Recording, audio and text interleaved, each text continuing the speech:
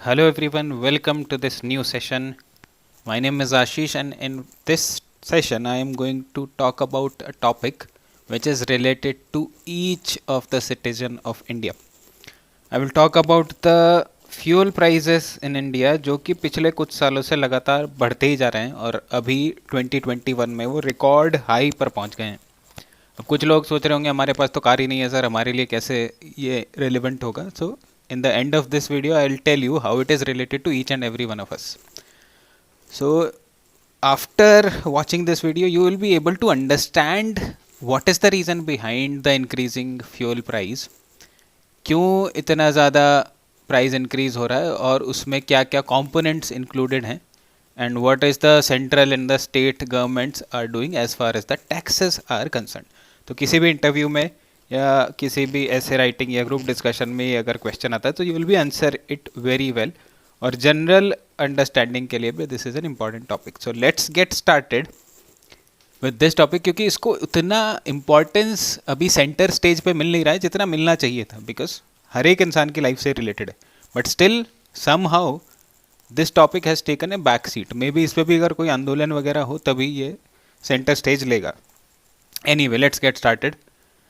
तो हिंदू न्यूज़पेपर से मैंने कुछ ग्राफ्स लिए हैं, काफ़ी अच्छे से उसको समझाया गया है कि टॉपिक की बारीकी से कि इसमें इशू एक्चुअली है क्या.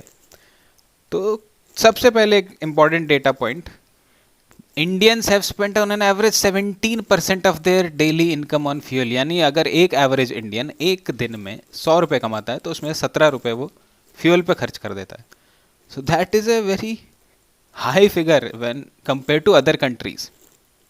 और ये जो ग्राफ है यहाँ पे आपको इंटरनेशनल प्राइस का ट्रेंड दिख रहा है. इंटरनेशनल मार्केट में क्रूड ऑयल का प्राइस क्या होता है और इंडियन जो रिटेल प्राइस है वो कितना रहा है. So the red line is the retail price of India और जो ब्लू लाइन है वो इस ग्राफ में है इंटरनेशनल प्राइस. तो अगर आप देखें एक जनरल ट्रेंड है यहाँ तक, इंटरनेशनल प्राइसेस जो हैं वो बढ़ते जा रहे थे लगातार. तो दिस इज समवेयर अराउंड 2013 के आसपास तक. तो 2013 तक प्राइसेस लगातार बढ़ रहे थे. तो एक जनरल ट्रेंड आप देखेंगे इंडिया के प्राइसेस में भी था कि इंडिया के प्राइसेस भी लगातार बढ़ रहे थे. उसके बाद एक ट्रेंड आया कि प्राइसेस गिरने शुरू हो गए 2013 के बाद, क्योंकि अमेरिका में शेल ऑयल निकलना शुरू हो गया था. तो बाकी कंट्रीज़ को, जो मिडिल ईस्ट कंट्रीज़ थी, उनको भी प्राइसेस घटाने पड़े. तो उसकी वजह से क्रूड ऑयल के प्राइस इंटरनेशनल मार्केट में गिरने लगे. लेकिन इंडिया में वो उतना तेज़ी से नहीं गिरे. अगर आप देखिए यहाँ पे कितना स्टीप कर्व है डिक्लाइन का, लेकिन इंडिया में अभी भी प्राइसेस इंक्रीज़ हो रहे हैं और कुछ हद तक स्टेबल हो गए थे उसके बाद 2014-15 के आसपास तक. उसके बाद और ज़्यादा स्टीप डिक्लाइन हुआ इंटरनेशनल प्राइसेस में. इंडिया में भी इसके बाद थोड़ा सा डिक्लाइन हुआ. तो यहाँ पे कर्व अभी तक भी ठीक ठाक चल रहा है. अगर आप देखें तो पहले क्या था, क्योंकि नॉर्मल लॉजिक यही कहता है कि अगर इंटरनेशनल प्राइसेस बढ़ेंगे तो इंडिया में प्राइसेस बढ़ेंगे, इंटरनेशनल प्राइस घटेंगे तो इंडिया में प्राइस घटेंगे, क्योंकि हमें तो इंपोर्ट करना पड़ता है ना ऑयल बाहर के मार्केट से. तो 2013 तक तो बढ़ रहा था इंटरनेशनल प्राइस, इंडिया का प्राइस भी बढ़ रहा था. तो यहाँ तक बात सही थी. उसके बाद वो प्राइस गिरा, इंडिया में प्राइस स्टेबल हुए, ऑलमोस्ट हल्के हल्के बढ़ते रहे. तो इतना भी समझ आता है कि चलो प्राइस एटलीस्ट बढ़ नहीं रहे हैं ज़्यादा. उसके बाद प्राइस और ज़्यादा गिरा इंटरनेशनल मार्केट में 2014 के बाद, और इंडिया में थोड़ा सा प्राइस गिरा. तो यहाँ तक भी बात समझ आती है. अब उसके बाद 2015 के बाद कुछ अनयूजुअली होना शुरू हो गया. इंटरनेशनल मार्केट के प्राइस पहले बढ़े, इंडिया के प्राइस फिर से बढ़ने लगे. लेकिन यहाँ से अगर आप देखें इस पॉइंट से, विच इज़ पिछले 2-3 सालों की बात हो रही है, इंटरनेशनल मार्केट के प्राइस लगातार गिरते जा रहे हैं और इंडिया के प्राइसेस तो भैया बढ़ते ही जा रहे हैं. तो अब इन दोनों ग्राफ्स का जो ट्रेंड है वो डायरेक्शन एक की इधर जा रही है और एक की डायरेक्शन इधर जा रही है, विच इज़ क्वाइट अनयूजुअल कि क्रूड ऑयल सस्ता हुआ जा रहा है और इंडिया का पेट्रोल तो भैया 90+ पहुंच गया है कुछ स्टेट्स में. तो सो दैट इज़ द स्टोरी. तो अब इस अनयूजुअल ट्रेंड के पीछे कहानी क्या है उसको समझने की कोशिश करते हैं. तो अगले ग्राफ पे आ जाइए अब, टेबल इनफैक्ट. तो this is the breakup of how the prices are decided, जो हम फाइनल पेट्रोल पंप पे भरवाते हैं वो प्राइस कैसे बनता है? तो सबसे पहला आपका क्रूड ऑयल प्राइस, तो क्रूड ऑयल का प्राइस हो गया। उसके बाद क्रूड ऑयल को रिफाइन किया जाता है, तो रिफाइनरी कॉस्ट उसमें आ जाएगी। तो ये आ गया आपका बेस प्राइस, जो कि 2014 में था 47 रुपीज़, और दिसंबर 2020 का डेटा है यहाँ पे, 1-1.5 महीने पुराना डेटा है, we are in February now. तो वो था 26.7 रुपीज़, यानी बेस प्राइस जो है क्रूड प्लस रिफाइनिंग कॉस्ट मिला के वो 47 था 2014 में, और दिसंबर 2020 में वो 26.7 था। That has decreased drastically. उसके बाद इसमें लग जाता है सेंटर का टैक्स, तो सेंट्रल गवर्नमेंट एक टैक्स लगा देती है। उसके बाद डीलर बोलता है कि मुझे भी भाई अपना कमीशन दो, तो उसके बाद इसमें ऐड हो जाता है डीलर का commission.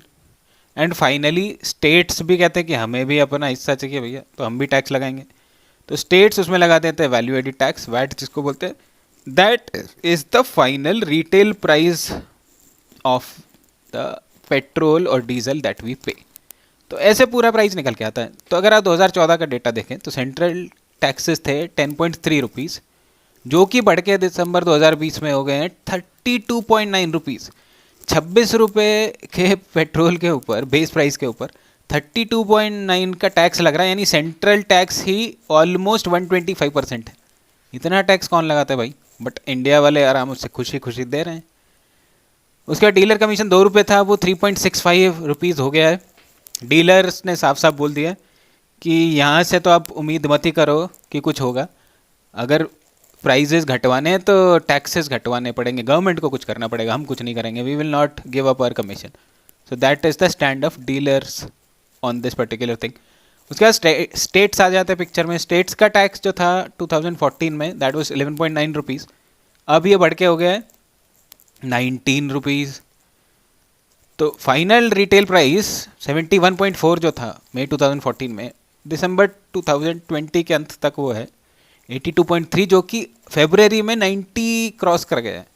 So that is a record high. अब अगर आप देखें 100 रुपये, अगर आप 100 रुपये का पेट्रोल खरीद रहे हैं, उसमें आप 63 rupees you are paying just in taxes, 40 इधर 23 इधर। तो हर 100 रुपये पे आप 63 रुपये टैक्स दे रहे हैं।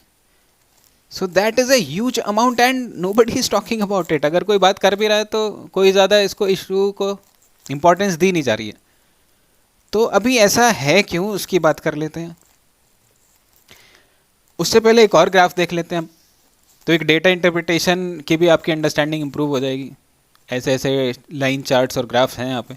तो ये वाला जो ग्राफ है, इसमें आपको दिखाया गया है कि ये जो पेट्रोलियम सेक्टर है वो हमारे गवर्नमेंट के रेवेन्यू में कितना % हिस्सा रखता है ओवर द ईयर्स। तो अगर 2013 की बात करें, दिस इज सेंट्रल गवर्नमेंट और this line is for state government.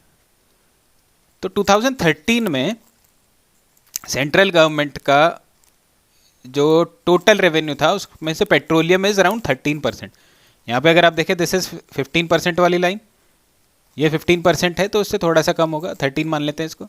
And this is continuously increasing. अगर ओवरऑल ट्रेंड देखें तो दिस इज ऑन इंक्रीज।